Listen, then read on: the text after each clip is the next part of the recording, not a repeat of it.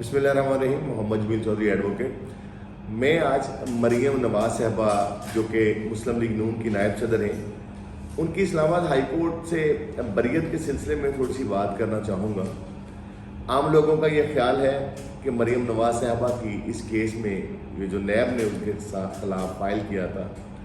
اس میں ان کی بریت جو ہے وہ شاید صرف اور صرف سیاسی بنیادوں پہ ماحول کی تبدیلی کی وجہ سے ممکن ہوئی ہے. اور ہمارے ملک میں عدالتی نظام جو ہے اس کے حوالے سے لوگوں میں یہ تاثر دینے کی کوشش کی جا رہی ہے کہ جیسے جیسے ہمارے ہاں سیاسی نظام تبدیل ہوتا ہے، جیسے جیسے ماحول تبدیل ہوتا ہے، تو عدالتیں اپنے فیصلہ جات جو ہیں ان میں کسی نہ کسی طرح سے تغیر و تبدل جو ہے وہ کرتی ہیں. میں یہاں پہ ایک بات ایڈ کروں کہ دیکھیں، الٹیمیٹلی جب ہم اسٹوڈنٹ آف لاء کے طور پر باتوں کو دیکھتے ہیں تو وہاں پہ مریم نواز صاحبہ کی بریت اور ان کے خلاف یہ جو ٹرائل کیا گیا اس کیس کا، تو نیب نے ان پہ جو ایلیگیشن لگایا گیا تھا تو وہ یہ تھا کہ ان کی اسپیسیفکلی وہ جو پراپرٹیز جو تھیں ان سے ان کا کنسرن شو کیا گیا تھا کہ وہ نواز شریف صاحب کے ساتھ ان کی بینیفیشری ہیں اس سارے معاملے کی، اور اس کے ساتھ ساتھ ان کے ہسبینڈ جو تھے کیپٹن صفدر صاحب ہیں انہیں بھی امپلیکیٹ کیا گیا تھا. تو آنریبل ٹرائل کورٹ نے انہیں سزا کیا، لیکن اب جب اسلام آباد ہائی کورٹ میں اس کی اپیل سماعت ہوئی تو اپیل کے دوران اسلام آباد ہائی کورٹ نے جو متعلقہ وکلاء صاحبان تھے جو نیب کو ریپرزینٹ کر رہے تھے یا نیب کے نمائندگان جو تھے، ان سے بڑا اسپیسیفک کویشچن پوچھا کہ اگر آپ مریم نواز صاحبہ کو یا ان کے ہسبینڈ جو ہیں کیپٹن صفدر انہیں کیس سے کنیکٹ کرنا چاہتے ہیں، ان پراپرٹیز کے ساتھ ان کا کوئی ریلیشن شپ ثابت کرنا چاہتے ہیں، تو آپ ہمیں کوئی ڈاکیومنٹ جو ہیں وہ آپ جو مثل پہ لے کے آئے ہیں تو وہ بتائیں. تو دیکھیں، بات یہ ہے کہ ہم 100 باتیں کریں کہ جی انہیں جو ہے کوئی سیاسی فائدہ دیا گیا ہے یا کوئی ایسا معاملہ، تو ایسا نہیں ہے. میں بطور اسٹوڈنٹ آف لاء یہ بات کہوں گا کہ عام کیسز میں پروسیکیوشن کی یہ ذمہ داری ہوتی ہے کہ وہ ثابت کرے جو انہوں نے ایلیگیشن کسی آدمی پہ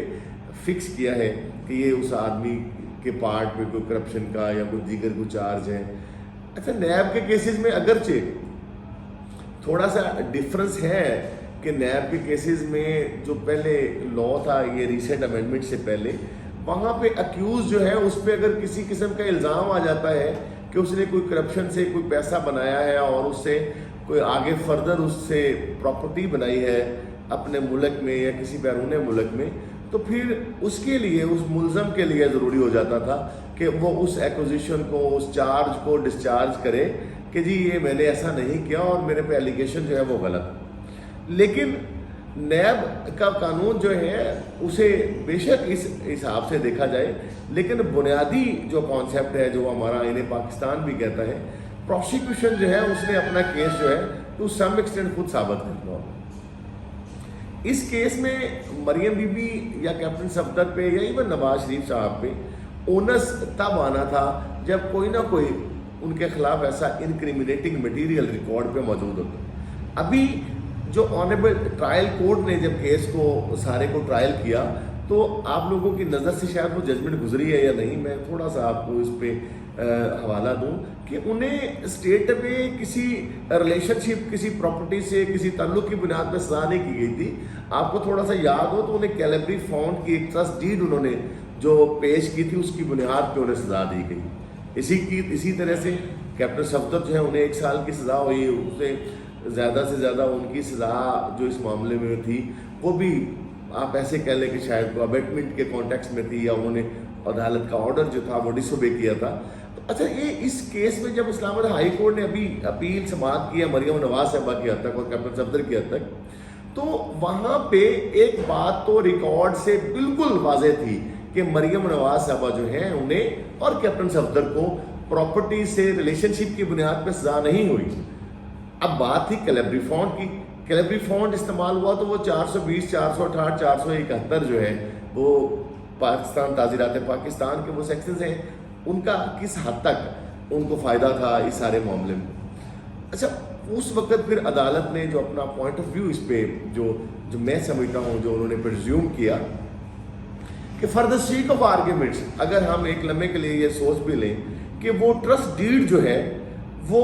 کسی ایسے مفاد کے لیے بنائی گئی یا عدالت میں پیش کی گئی کہ اسے نواز شریف سے اس پراپرٹیز جو ہے انہیں سیپریٹ کیا جا سکے، یا مریم نواز صاحبہ سے ان کا ریلیشن شپ اونرشپ سے ہٹ کے کوئی ایسا ٹرسٹ ڈیڈ کا کوئی بنایا جا سکے۔ تو یہاں سے میں ایک بات کلیئر کروں، ٹرسٹ ڈیڈ ویلڈ ہو یا انویلڈ ہو،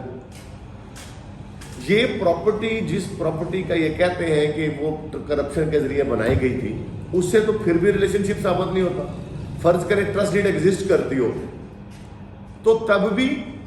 پراپرٹی کی اونرشپ تو کسی اور آدمی کو سے بلانگ کرتی ہے۔ اگر ٹرسٹ ڈیڈ ایگزسٹ ہی نہ کرتی ہو، زیادہ سے زیادہ یہی ہو سکتا تھا نا کہ ٹرسٹ ڈیڈ جعلی ہے جی، اگر وہ ایگزسٹ نہ کرتی ہوتی تو کیا فائدہ ہو سکتا تھا